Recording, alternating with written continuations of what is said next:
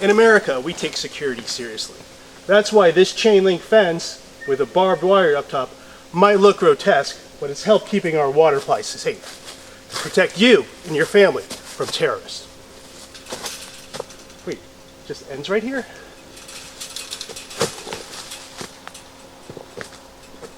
Oh, you gotta be kidding me! Hi, Mom. Hello, Anthony. Hello, Claudia. We don't like to sensationalize things. We don't. That's not how we roll. However, guess what? We have great news today. Did you hear about the great news? What great news? This country is going under a lot of strain. Mm-hmm. People on this side of the political spectrum, everybody's so angry, and there's discord. Mm-hmm. The good news today is we have something to bring everybody together. This is something so fantastically stupid, it doesn't matter where you fit on the political spectrum, you're going to say, holy crap, what a dumb bipartisan proposal that we have here. And that's in the form of an amendment that Senator Chuck Grassley and Dianne Feinstein want to make to the Bank Secrecy Act. Mm-hmm. Which is a really fine law. Which is a fine law, lot right? of terrorists. And sarcasm font. We're not being sarcastic at all. So yeah, we don't like to sensationalize, but I think the things that are proposed in this bill are actually, they scare me.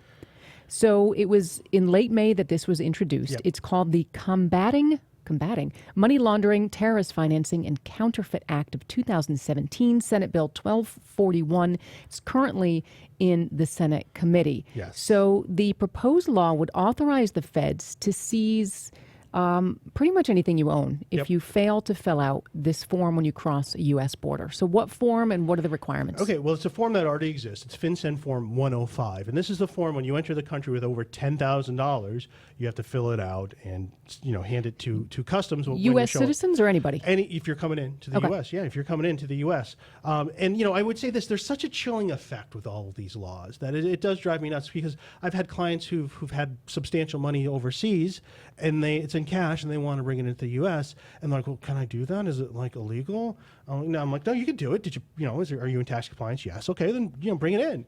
All you need to do, you can bring in $10 million, fill out Form 105 and hand it to them. It's 100% legal. Okay. And it's just sort of this thing that, there's a sort of, the way the government acts is they seem to make cash illegal. And then it seems like they're really trying to, and now they're expanding this to make it even more, to really, people like cash because there's a privacy. And can we just say privacy is okay, or do we have to go to say privacy is probably because you're a criminal? Right. I mean, that's really the basic assumption. And there's so many things that we have to challenge from Washington of people who are out of touch with reality, because the reality is that they're amending Bank Secrecy Act of 1970. They should amend it in a way that improves it, because there's a lot of things that are screwed up in it. The Bank Secrecy Act of 1970, as a lot of our viewers know, is where the FBAR reporting comes from. And that was proposed, and that was created a law in 1970, where if you have a bank account of over $10,000 that's in a foreign country, you have to file this form if it's over $10,000, or we'll penalize you out the butt because terrorism, okay? Mm-hmm. So that was the reason why. Now, that was 1970. I was born in 71, so it's easy for me to do the math. So 46 years later, 47, I guess I am turning soon. It's happening real soon for me. So 47 years later, what is the history? Well, how many terrorists have been caught up with these FBAR penalties? Zero, right? But who has been? Retired school teachers. Those FBAR penalties have gotten them. And it's still $10,000. And it's still $10,000, no adjustment for inflation, where the threshold is. Everything else adjusts for inflation. Everybody else knows that. But man, the Bank Secrecy Act, it's like $10,000 is $10,000, and that's the magical number where all these, that there's a suspicion of criminal activity at this $10,000. And I think our inflation has that $10,000 at $63,000 or $80,000, depending what you go at. So now the proposal says, right now it's cash. You bring in cash, you Yep. have to fill out this form. Yep. This is now saying the proposal is an electronic device or vehicle, such as a card, plate, code, number, electronic serial number, mobile identification Yep. number, personal identification number, other instruments that provides portal to funds. So that means, this is so silly, prepaid debit cards, Yep. gift cards, Yep. prepaid phones, prepaid coupons, Yep. and cryptocurrency, which is a big deal. Yeah, that's a big deal. That's sort of there's the thing that gets everyone's attention there. Bitcoin, Ethereum, those are the things that are really going well right now with good reason. And I mean, this is the thing. These laws that you pass, it's like, yeah, you're selling. You're doing the best job selling cryptocurrencies because you're showing what creeps you are. You want information. You do no research on the laws that you passed and how they're affecting people. They're not catching terrorists. What you're catching is people who are naive. They didn't do anything wrong, but they were naive to know that you aren't out to screw them. That's what they didn't know, because the government is out to screw you, and you have to watch yourself. So you look at this, and it's written so vaguely. Yeah, you're we're trying to figure out, wait, so a portal. As you read that, I was like, Jesus, are you talking about my laptop? Are you talking about because my laptop? Do you want to silence your phone? Well, I don't know why people. So let's say laptop. Yep.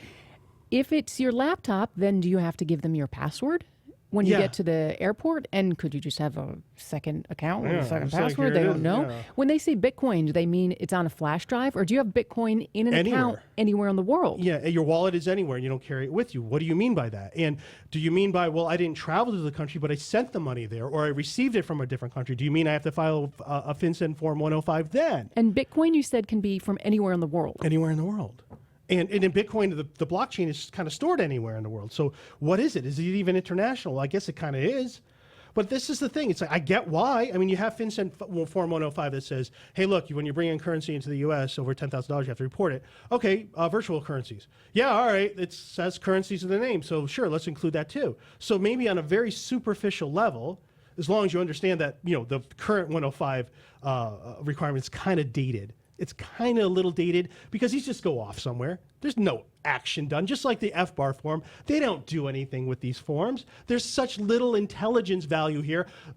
FinCEN is supposed to be in charge of FBARs, but they've offloaded that. They're like, there's nothing there. IRS, you could do it because it has nothing to do with law enforcement. What I like you've said before is it's sort of like the Ark of the Covenant from Raiders of the Lost Ark. So they finally get the Ark at the end and they put it in a warehouse.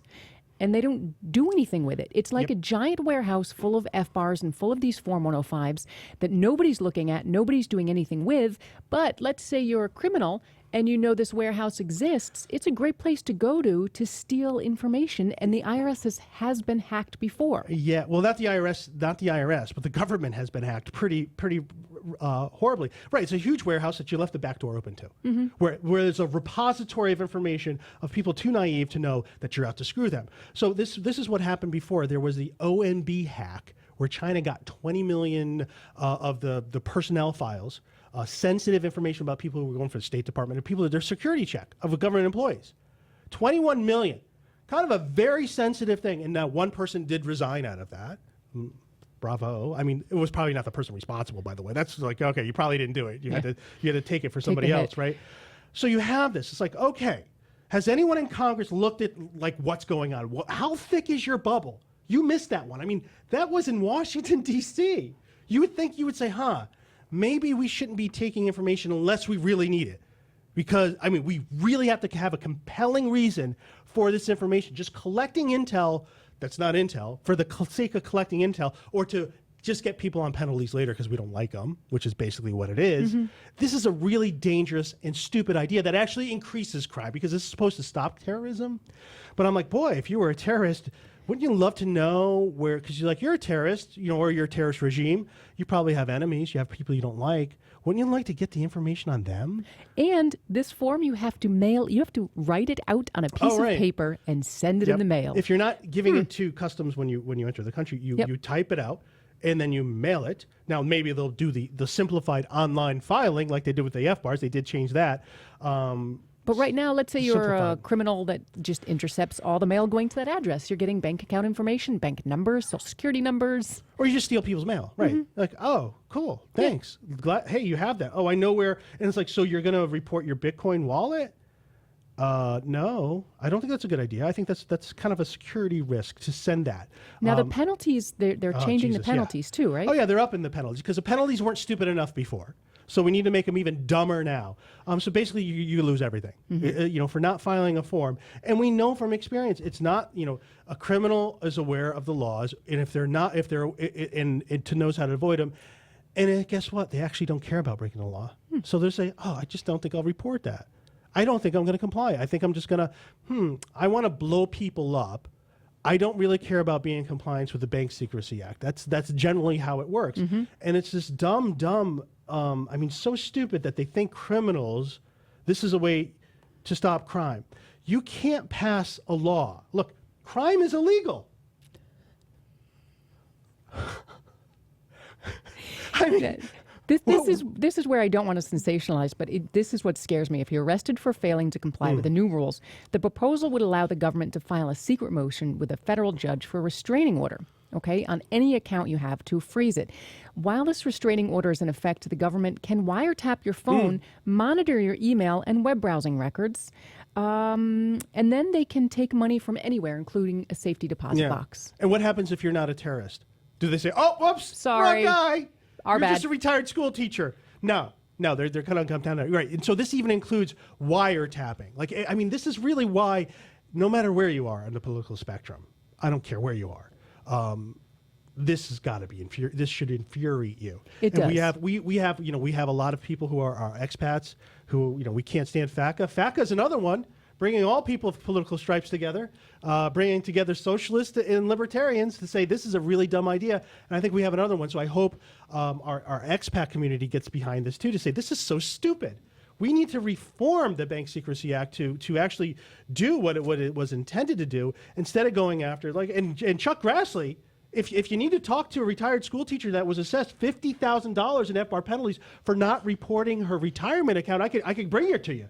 If you want, if you're really proud of the Bank Secrecy Act, if you're really proud of how everything is going, if you're convinced that this proposal is going to actually catch terrorists, I might be able to give you some evidence that would contradict that. That's just one, and there's a few other around the country where I don't know how many. We handle FBAR cases, penalty cases all the time, and I'm trying to think of how many terrorists we've had in there. Let me think. Let me think of how many terrorists have called. There was the guy from nope. He the ran Holocaust survivor. She no, she was a victim of terrorism, right? She was a victim of terrorism. Yeah. Not really there. The Bank Secrecy Act is a dismal failure, right? And I mean, you have the seizures where the IRS is like, okay, $10,000. If you have a deposit over $10,000, the bank has to file the report that goes nowhere, that nothing is ever done on. But the people who, I deposited under $10,000, for days. Well, you were structuring to avoid the $10,000. Like, no, my pizza place only makes $5,000 a day, and I deposit because I don't like having that cash around. Yeah. They seize that money. So you have in the news, like, this is the thing. The Bank Secrecy Act is the thing that is way out of control, and you're adding fuel to the fire. It's like this. Your son comes home. Your 16-year-old son comes home. He crashes the Ferrari. Hey, why don't you take out the Lambo? I mean, that's where we're at here. Can we cut the crap with this? This is absolutely insane. And I think we got to take action on this. This thing has got to die. We have some people that we know should be on our side, like Rand Paul. He's on the lawsuit for FATCA. I don't see how this is something that he could get behind. We have the Freedom Caucus. I hope they see that this doesn't fight terrorism. This is just going to bring in this is just going to destroy innocent people.